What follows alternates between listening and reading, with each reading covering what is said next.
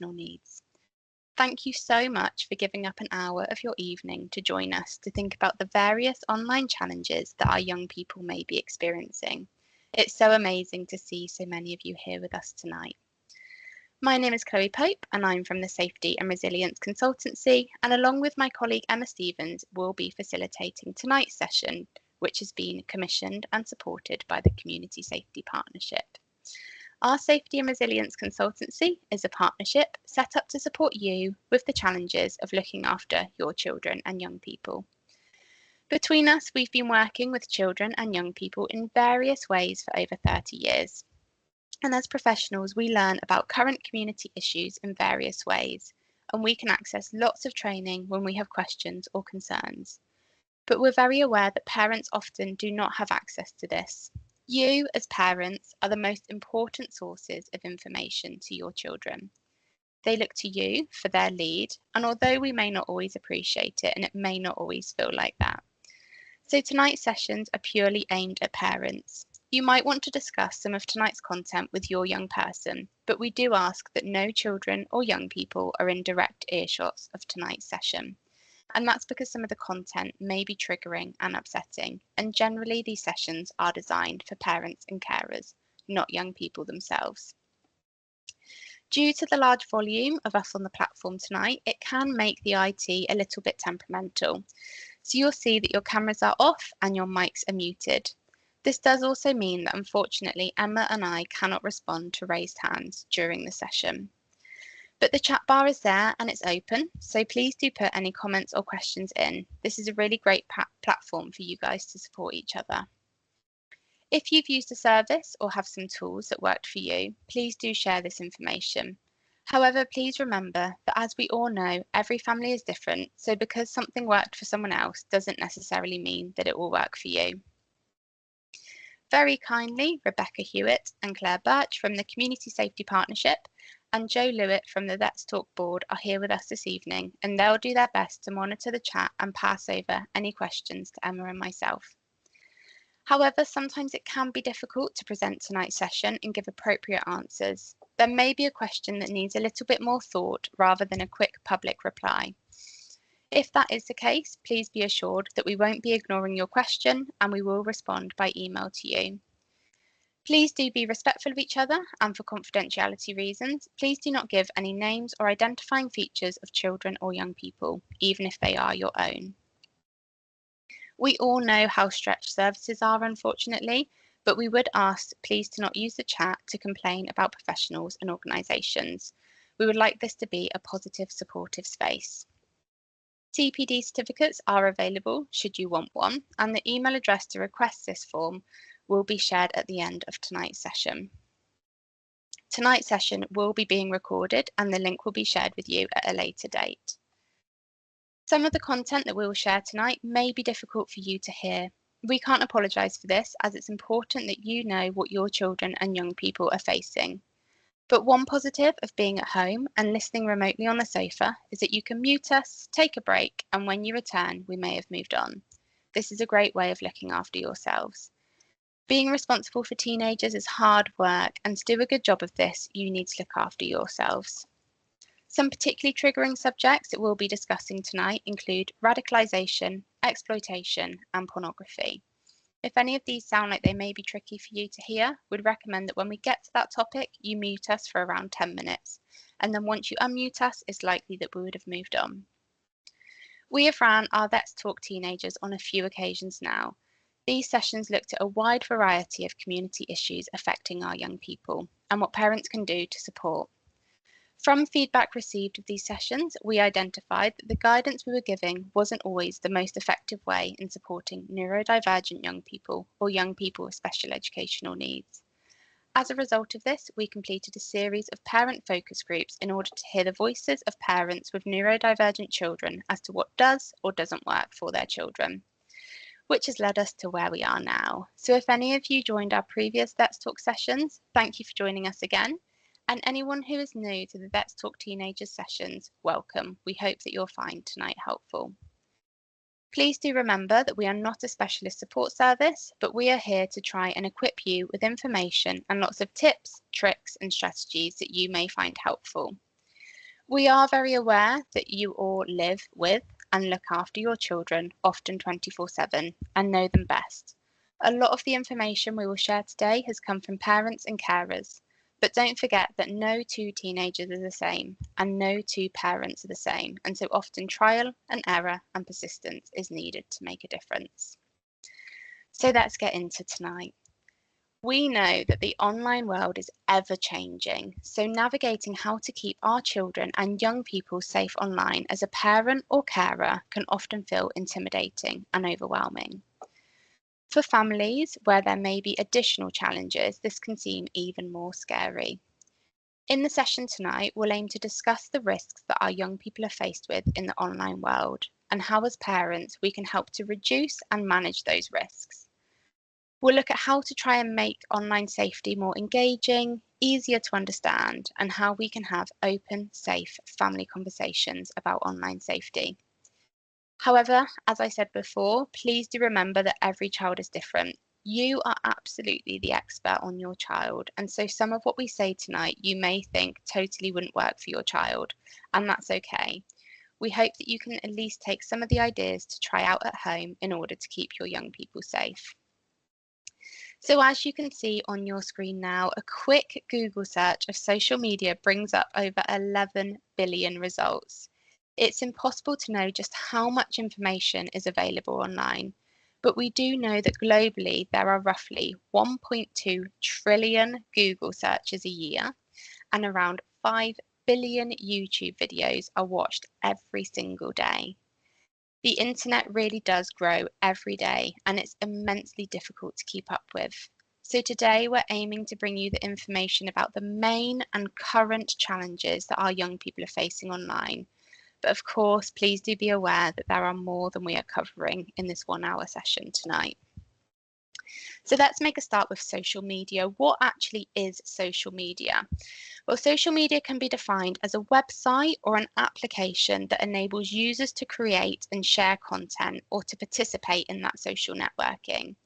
So this would include apps that you're likely to have heard of, things like TikTok, Instagram, Snapchat, YouTube, WhatsApp, Facebook, X, used to be known as Twitter, Be Real, and the list really would go on and on.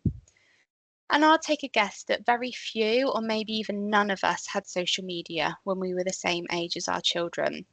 But we now know that 93% of young people aged between 13 and 18 use social media.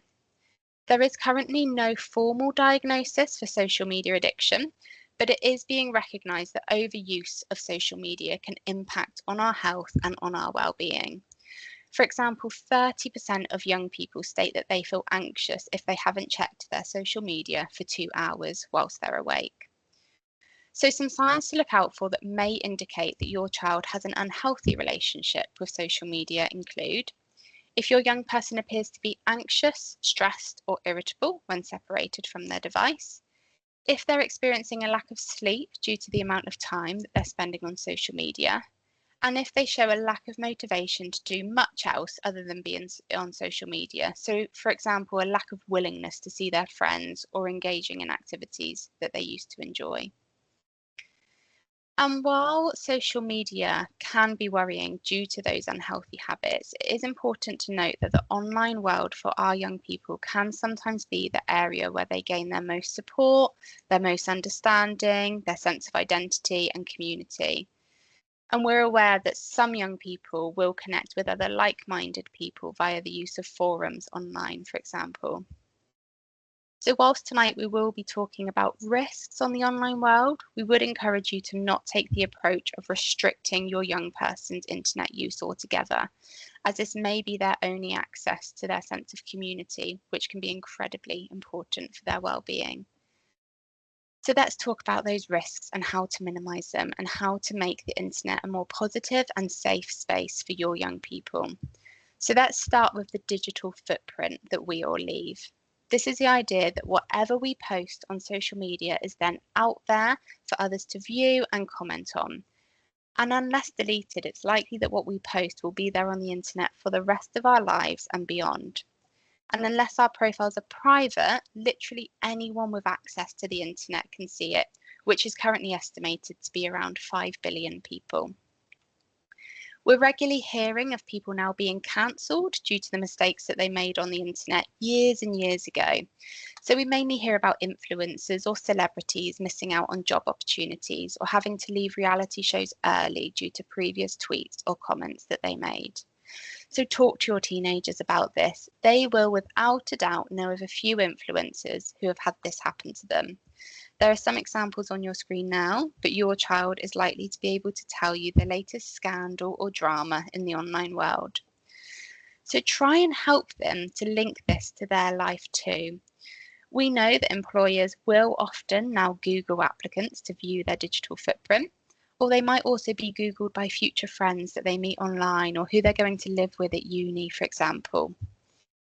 The point is their digital footprint will be there for everyone to see if they're not private. So let's try and help them recognise the importance of what they're sharing online being positive or at the very least not offensive. Another concern is that of the risk of exploitation. Online exploitation can be defined as an individual or a group who use online platforms to take advantage of an imbalance of power to coerce, manipulate or deceive a child or young person under the age of 16, and that's often into sexual and or criminal activity that can occur both online and offline. So online exploitation, can involve grooming, which is the act of developing a relationship with a child to enable their abuse and exploitation, being both online and offline. Online platforms such as gaming, social media, messaging, and live streaming can be used to do this. Now, we know that children and young people are very unlikely to recognise that they are being exploited and groomed. The perpetrators will often fake their identity, posing as a friend or a peer of a similar age as them. So it's important that as parents, we're aware of those signs to look out for. So those signs would include things like talking about new friends that they've met online, talking about gifts or money that they've received online, or doing the opposite to this and becoming totally withdrawn and secretive about what they're up to online. Having a new phone that they didn't pay for, so that would really pose a question as to how did they get the money to afford this. Think about them receiving a large number of calls or messages. And finally, have a look out for them appearing anxious or worried when they're separated from their phone. Emma. Thank you, Chloe. So we've heard about a lot of the risks associated with social media tonight, but what can we do about it?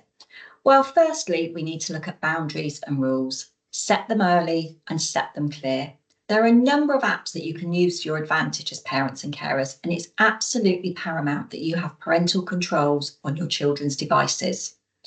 If your young person has an iPhone, parental controls on settings is the way to go. You literally just type in parental controls to their settings app, and there are a number of different restrictions that you can apply.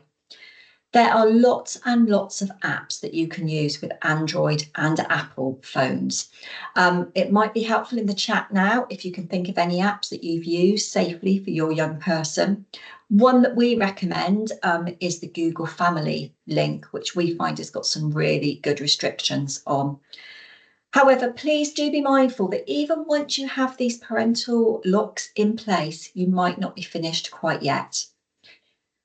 The positive is that once you have these locks in place, you will be able to set an option that requires your permission to allow for your young person to download any other apps. And we'd always recommend that if you do allow your young people to download apps onto their phone, that you always check these apps first.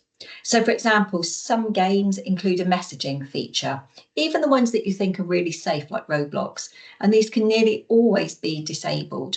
And if they can't be disabled, think about whether the balance of risk is worth them having those apps on their phone.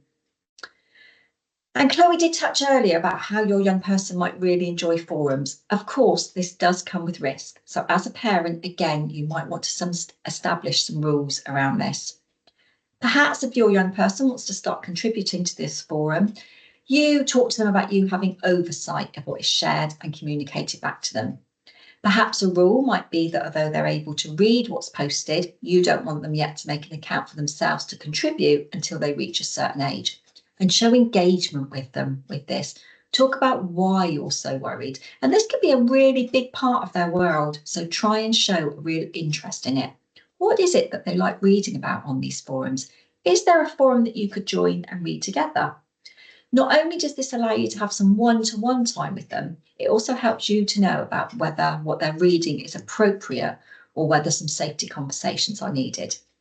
You can find forums now about literally anything, from hair and makeup to Pokemon to recipes to discussing really what it's like to be neurodivergent. They really are communities and they can be vital to some of our young people for support. So do try and show your interest in what's discussed on them, along with ensuring if they are safe. And then there's social media. Nearly all of social media sites have the option to make the profile private.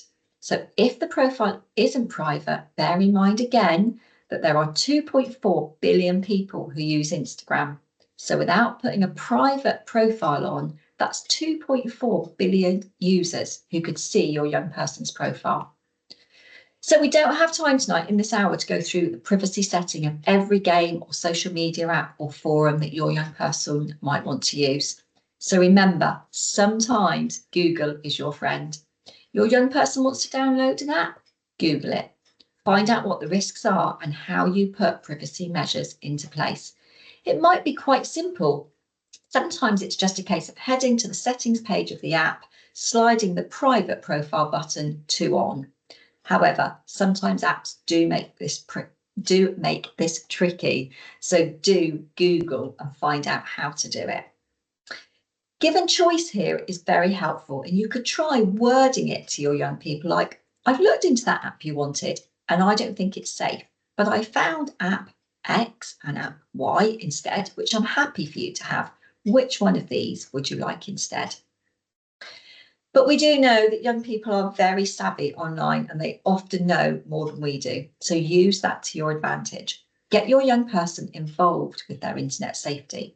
Ask them to show you how to keep your social media profile private. This is role modeling to them how you behave appropriately online. You may already know how to do it, but pretend you don't. This is going to spark a conversation between the both of you about the importance of online safety and give you the opportunity to ask them about their online security.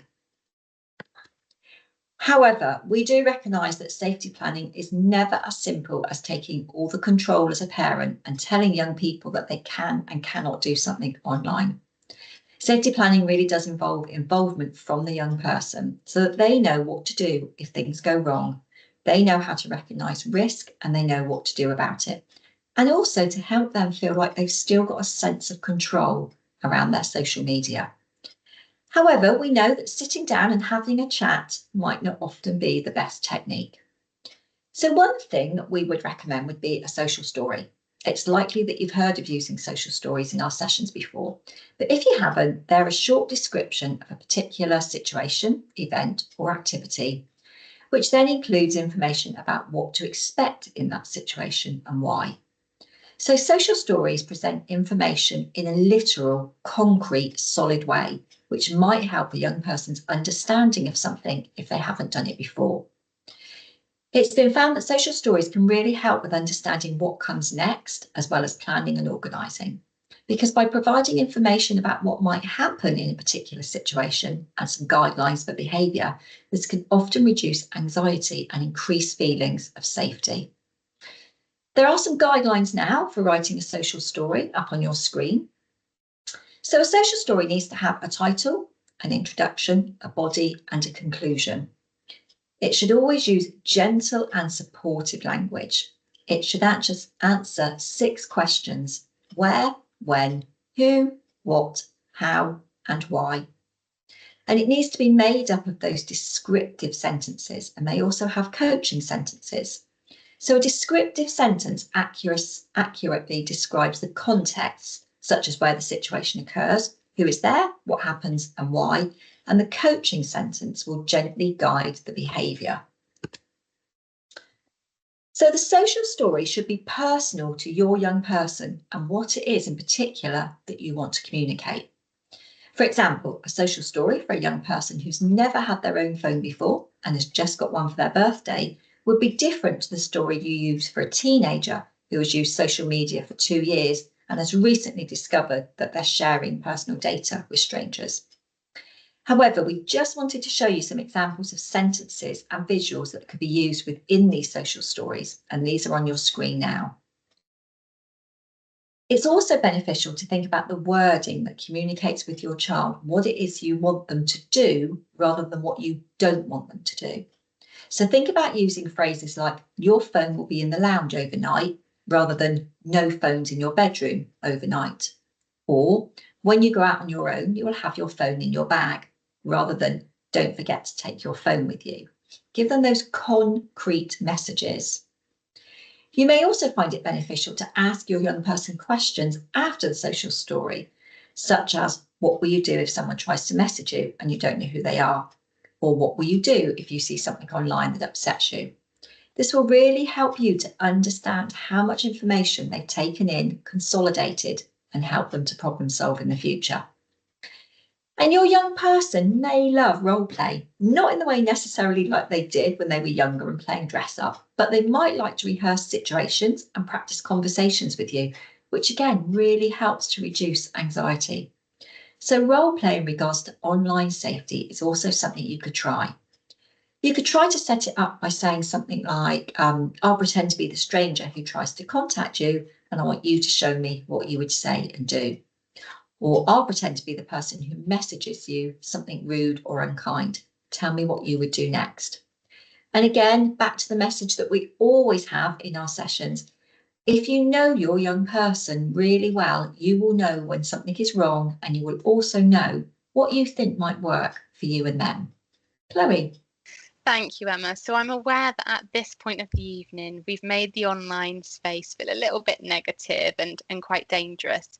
And it isn't all bad. Absolutely, it has its challenges, but there's a reason why so many of us and our young people use it. And it is important to be aware of its positives to give a balanced view, and also to have those balanced discussions with our children and young people. So thinking about some positives, connecting with other people, sharing positive moments, engaging with support, finding out news and what's going on in the world. It's now a career, and a massive career. Think about influencers, social media coordinators, or working in advertising. It can be an escape from a rubbish day. It can be inspiration, outfits, makeup, career path, how to style their bedroom, you name it, they can find it on the internet. And it can be really entertaining. But one particular positive we wanted to focus on was how young people use their money. So we all know that money just isn't what it used to be. Giving our children some cash to go out and buy themselves some sweets. Everything is now becoming more and more online. But again, this is something that we as parents can use to our advantage. We have some examples of online banks for your children coming up on your screen now. So do take a look into them all and see which one would be best for your family. But generally speaking, the safety benefits of teenagers having one of these bank accounts far outweighs giving them cash. You as a parent are largely in control. So with these banks, you can do things like set spending limits, and you can choose where they can spend their money. You can also turn off things like them being able to draw out money from ATMs if that's a concern. Some of them, you can also block them from spending money in a foreign currency, which is particularly good for stopping them spending all of their money on games, for example, that might only take a foreign currency. You as a parent will also get notifications, or be able to turn on notifications for what they're spending their money on.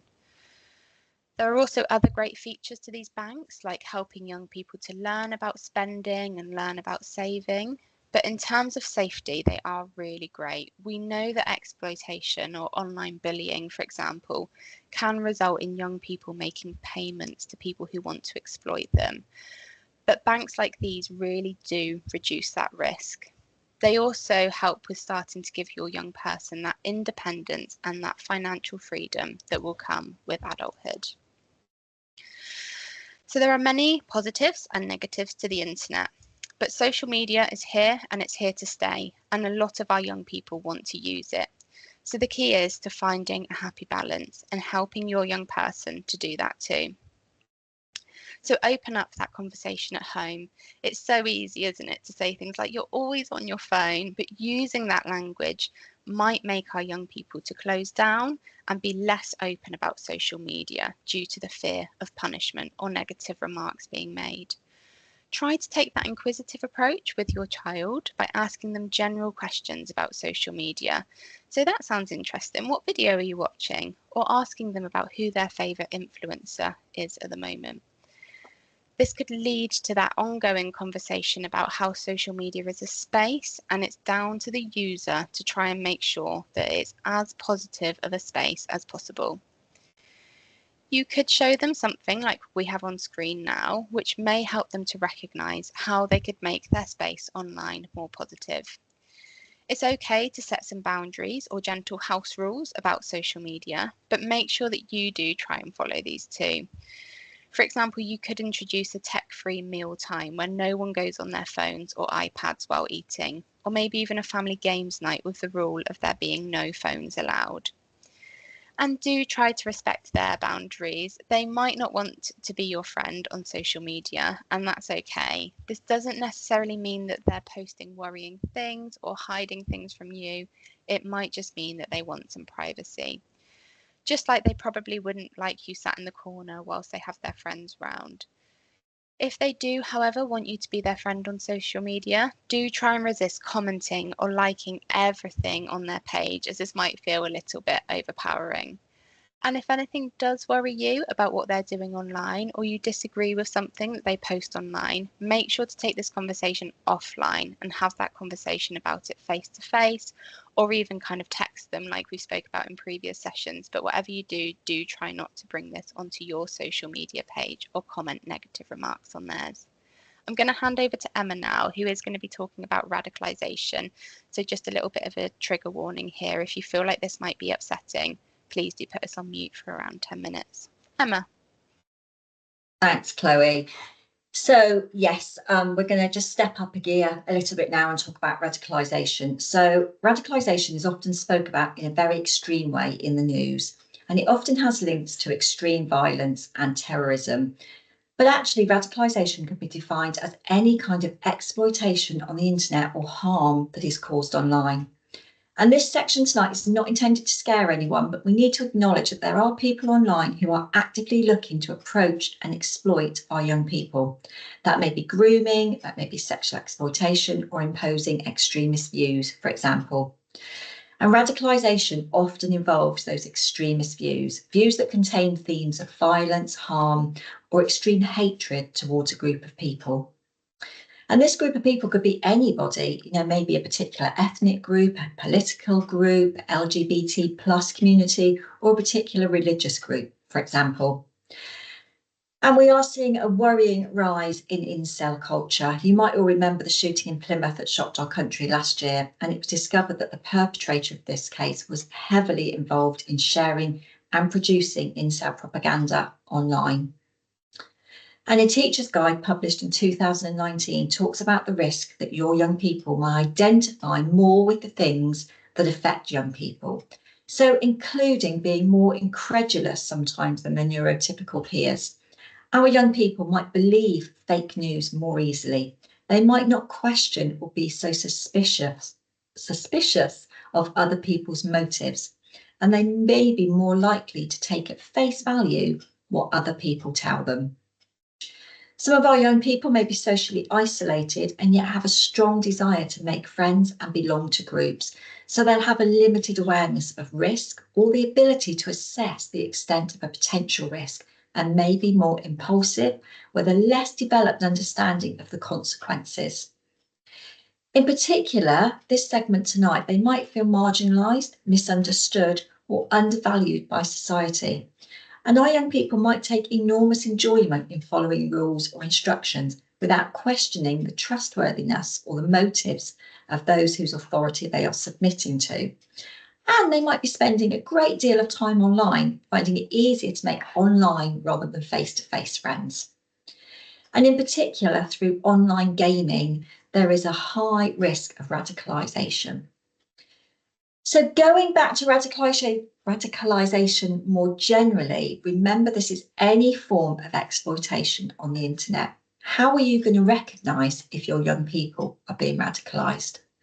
So again, back to knowing your young people really well. Look out for them showing a change in views or holding very strong views about a particular group of people. These views will often include themes of hatred or extreme dislike of the group of people that they are discussing. And look out for whether or not they can be challenged on these views. If their views are so extreme that they are not even open to being challenged about them, this is a real concern. But remember, it is normal for our young people to have very strong views. They're learning about the world and they're going to start to get passionate about things they really care about. But if they are holding views that you are really not happy with, if they're violent or discriminatory in nature, then it's a concern. And if the views they're presenting you with are new or out of the ordinary for them, then we need to question them. Where are they getting these views from? And if they're discriminatory, they're almost certainly not going to be from school. And if you think it's unlikely to be their friends, then I would suggest that they could be getting them from the online world. And as we've said, there is an awful lot of information easily accessible online. And radicalisation often involves a ripple effect. So young people may come across a piece of information that they read online, and this leads to another and another and another. And over time, reading these pieces of information might start to change their views. That they might start to reach out and communicate with other people with those views, and other people will start reaching out to them. And these people could be adults with the goal being to radicalise your young person. Even if they aren't communicating with others with these views, just reading it in themselves can be harmful. It is unlikely that they're going to share these extreme views on social media. They might, but it's unlikely. So don't think that looking at their social media site will give you an indication of whether or not this is happening to them. If they were to share anything on social media, it's likely that they would know how to hide this from you and others and just share it with those of similar views. They might even actually end up on the dark web, which is often a space used by people wanting to carry out illegal activities. We know that radicalisation or any kind of grooming starts on social media, but also seems to happen a lot within gaming communities. They're not fully sure why yet. However, there is a belief that this is because gamers have the option to play or talk to anyone online, whether they know them or not. So this seems to be quite an easy way for dangerous adults to exploit young people. So if your child is often online as a gamer, please be really mindful of anything changing or worrying views that they hold. And at the bottom of your screen now, there is a really good website for you to access, which has lots more information around this for you. But if you do have concerns, firstly, trust your instincts if you feel that something is wrong. Create a space and an opportunity for your young person to talk to you. Start by asking a question and then listening to them answer. Try and bring them on board first and then challenge later. So don't immediately argue with them. Don't try necessarily straight away to do a counter narrative, even if you find their views offensive. Let them express themselves and then bring it up again at the next opportunity. Next time you talk to them, say you want to explore these views in more detail and take an aspect of what they are saying and then try and counter it with a different viewpoint. If the conversation starts to get heated, then this is probably the one time that we are going to advise you against talking directly to your young person. Instead, think about another trusted adult that your young person could go to. This might be a support worker or a teacher or another member of the family. Many professionals are trained on what to do about online grooming and radicalisation. And they will also have their own views on what behaviour they might be seeing from your young person. Speak to that trusted professional and pass on your concerns. They should be able to guide you as to what to do next, and they can help you out. If you're worried that your young person may have been or is currently being radicalised, I want to finish off this section by saying you haven't necessarily lost them. Radicalisation can absolutely be helped and even totally reversed if it is caught early enough. So if you do spot any signs or you're concerned, make sure you act on them sooner rather than later. Okay, I've got a video now to show you. We're going to move on to talking about fake news. So it's just a small clip for you to listen to.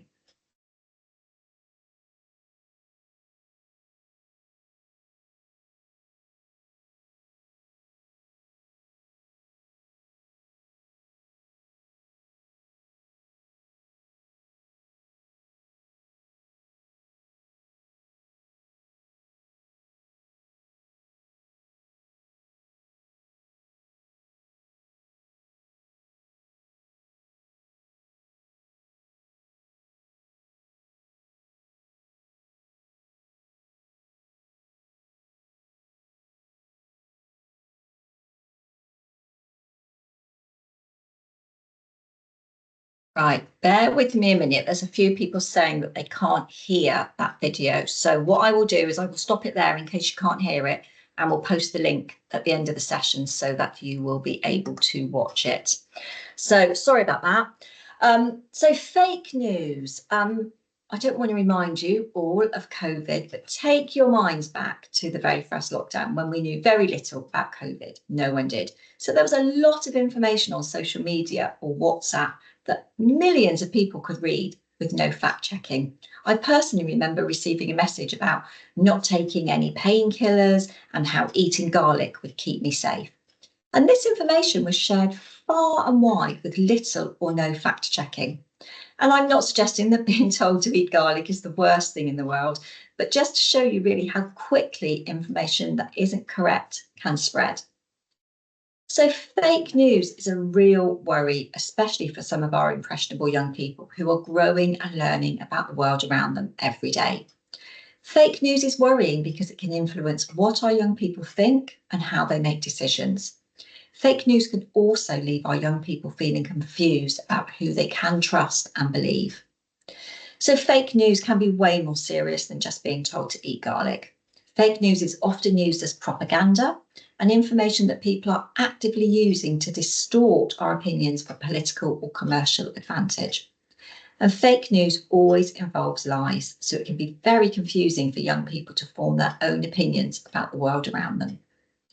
So how can we help our young people and us to be more aware of fake news online? So firstly, remind your young person to be aware that not everything we see online is true. Help them to step back and ask themselves, is this likely to be true? Does this feel right? Especially before they share a story along. Think about where the story or article comes from. Is it a credible source? Help them at this point to think a bit more critically. So although one of their favourite internet personalities might have a certain opinion, it doesn't mean that that's the right opinion or that they need to share the same opinion.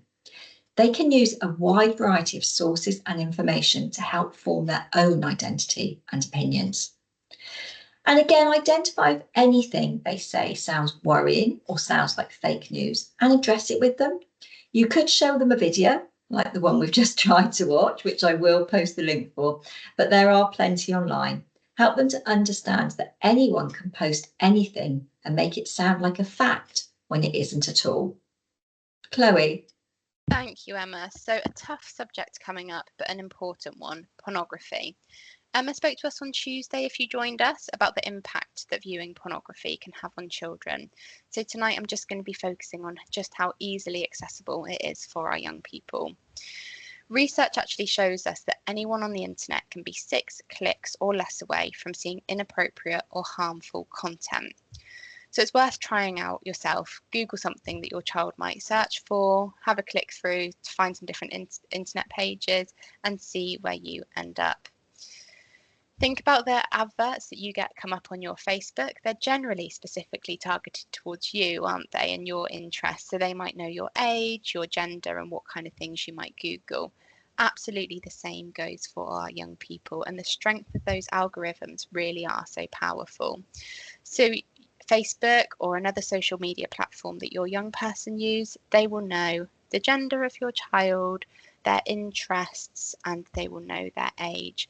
So whilst a teenage boy Googling random stuff might be targeted with those age-appropriate adverts, such as college courses or sportswear, he might also be targeted with highly sexual content just because he's a teenage boy. Bernardo's reports that the average age for a child's first exposure to online pornography is 11 years old, with the youngest exposure being as early as 5. And I know you don't want to hear this, but children under 14 account for 22% of the most regular Pornhub users. Currently, only 3% of pornographic websites require you to provide your age before viewing, and a huge 45% of sites do not even include any adult content warnings. So this makes it very easy for our children to stumble into pornography and to stumble into it by accident as well. In 2018, the Internet Watch Foundation removed over 100,000 web pages showing explicit sexual abuse of children. And we know that the online pornography industry is suggested to be worth nearly £100 billion. And so unfortunately, protecting our children is not at the top of their priority list. Of course, as well as accidentally stumbling across pornography, your children may also deliberately search for pornographic content. They might do this for various reasons, and remember that it is perfectly normal for them to be curious about bodies, sex, and relationships. Sometimes they may look online to find answers to questions that they're too embarrassed to ask. But as Emma spoke to us about last week, exposure to pornographic content harms children.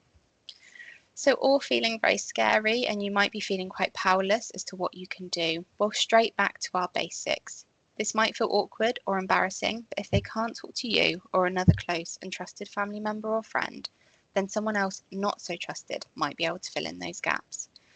We've heard that the average age of a child viewing their first online pornography is now 11, so you can never have these conversations too early, and don't let that awkwardness build until it becomes a taboo subject.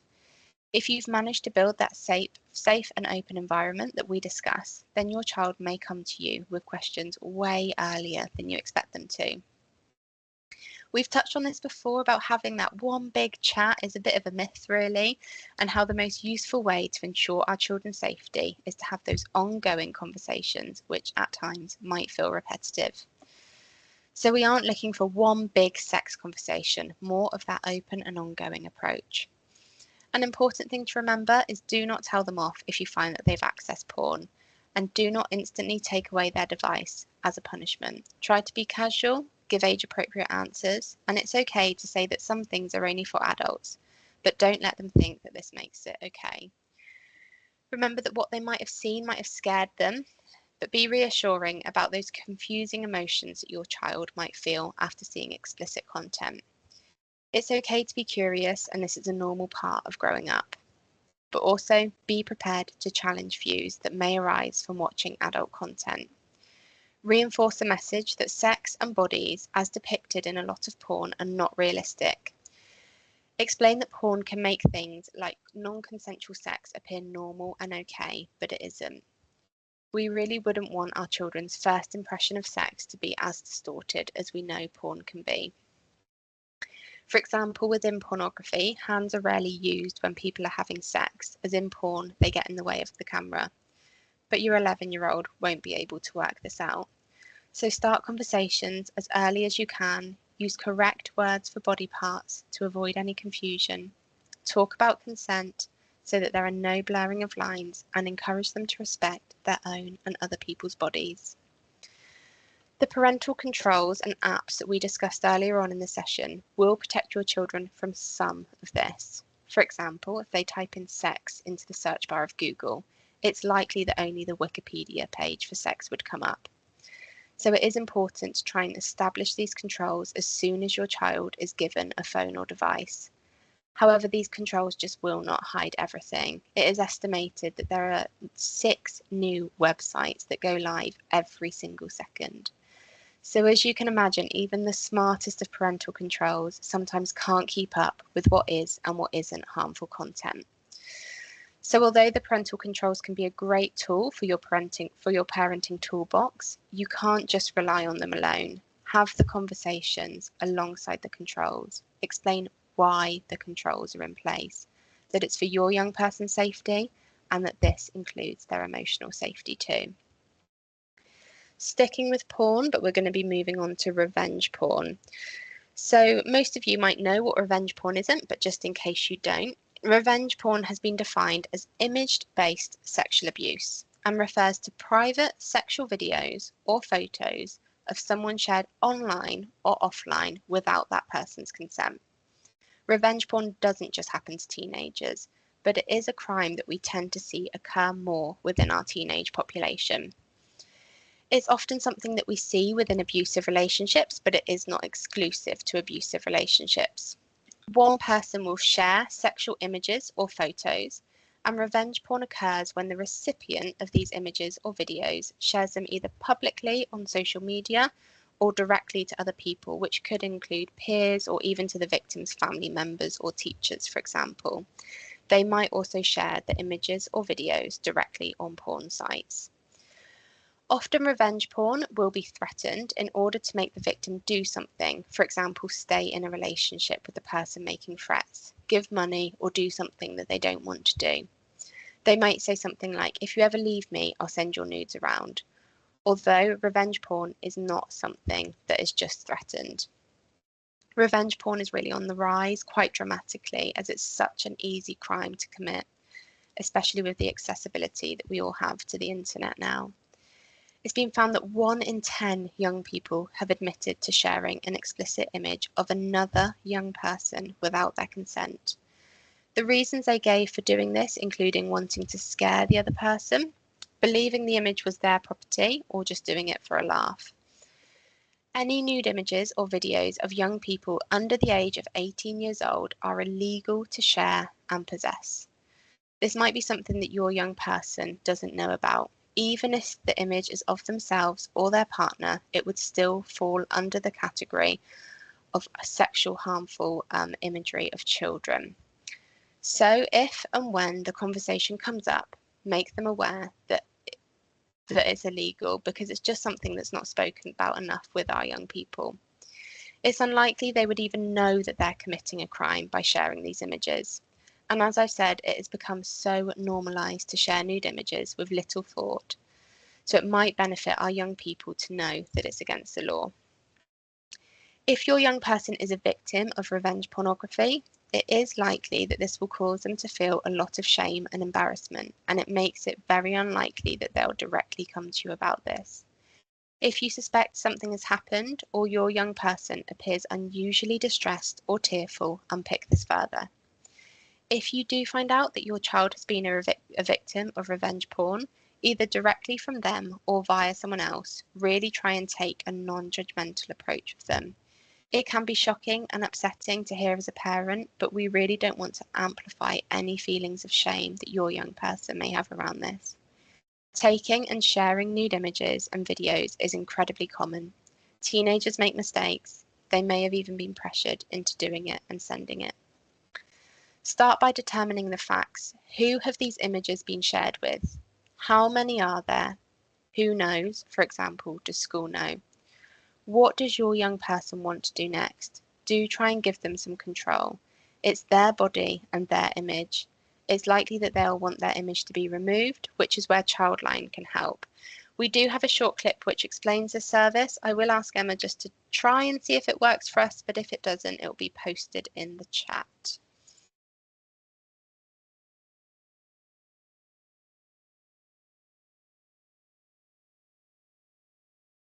No, I don't think it's working again. We will share this in the chat. It is just a minute long.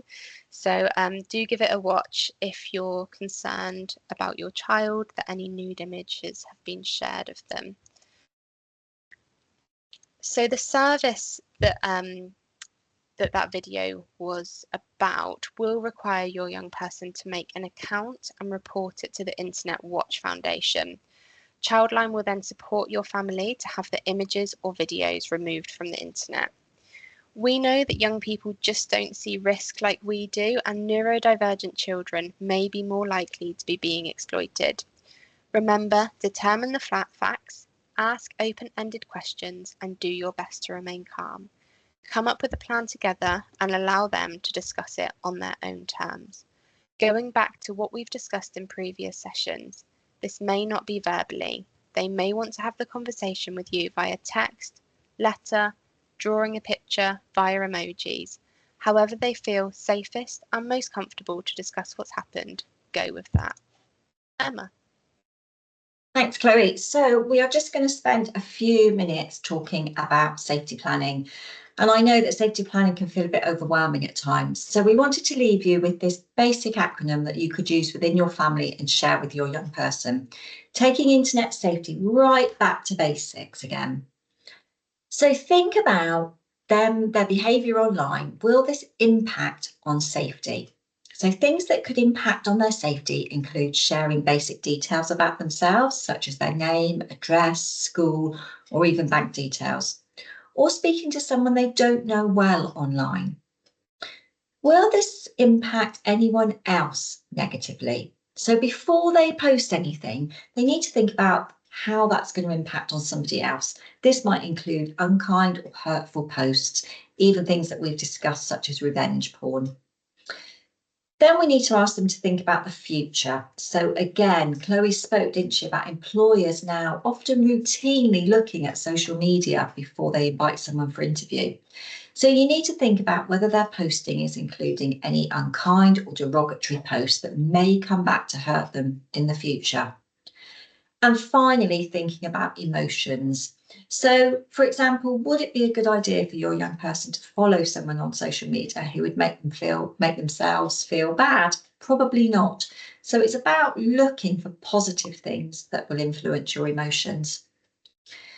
So we have spoke about some scary things tonight, and while it wouldn't be appropriate to share some of the intricate details of the awful things that can be found online, do try and have an open and honest conversation with your teenager tonight or tomorrow about their online safety. Remember, a lot of our young people may take the things we say very literally, so sugarcoating topics will often be even more confusing to them.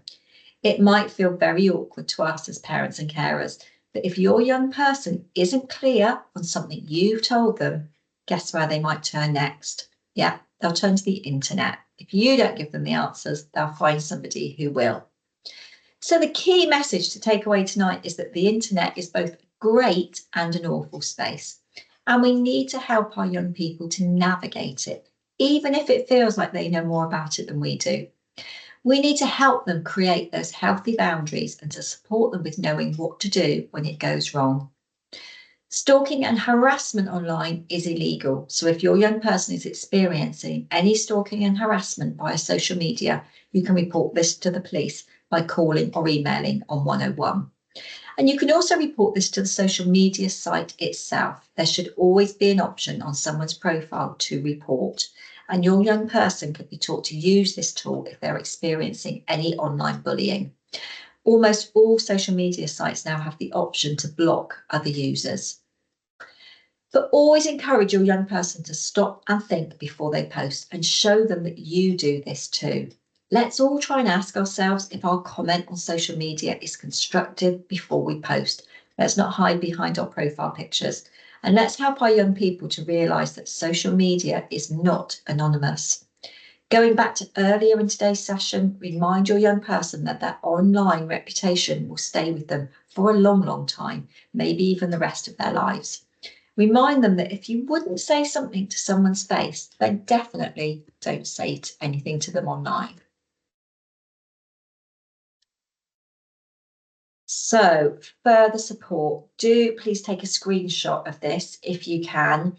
Some particular ones are things like the saferinternet.org.uk, which has lots of really good advice and tips about how to stay safe online for our young people. The Act Early website is about radicalisation, and that will remind you of the signs of radicalisation and provide advice on what you can do. And they've also got a support line which is open every day from 9 to 5.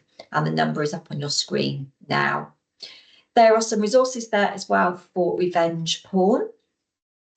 And for further reading and information about online safety and exploitation, one of the best places to head is the NSPCC website. If you just type in online safety and send into the search bar, lots of articles, advice, and even quizzes on that site will come up for you. And finally, if you are living in Devon and you require information, advice and support on special educational needs and disability, then we recommend that you check out DIAS. The details are also up there on your screen now. And we just wanted to pop a particular spotlight on something called Internet Matters. There is so much you can do on their website. I'm not even going to try and play this slide for you. I'm so sorry. But they're supporting young children at the bottom there under Internet Matters. You can download guides that relate to your family, how you will use the internet. And they also have some really good sections for each social media platform that your young person might be using. And this literally takes you through step by step of all the different controls that you can put in place for each platform. And then finally, we've got the Devon Family Hubs. I'm going to try and move this on without playing the video that you're not. There we go. We've got the Devon Family Hubs. It's only available in Devon, but the Scan Me code right at the top there. Scan it for any questions that you have about living with your young people, and a family navigator will get back to you within 2 or 3 working days just to have an initial discussion with you. And there's also a brilliant new website that they have available as well. So I'm just going to leave that up there for a minute so that you can have a look. Chloe. Thanks, Emma.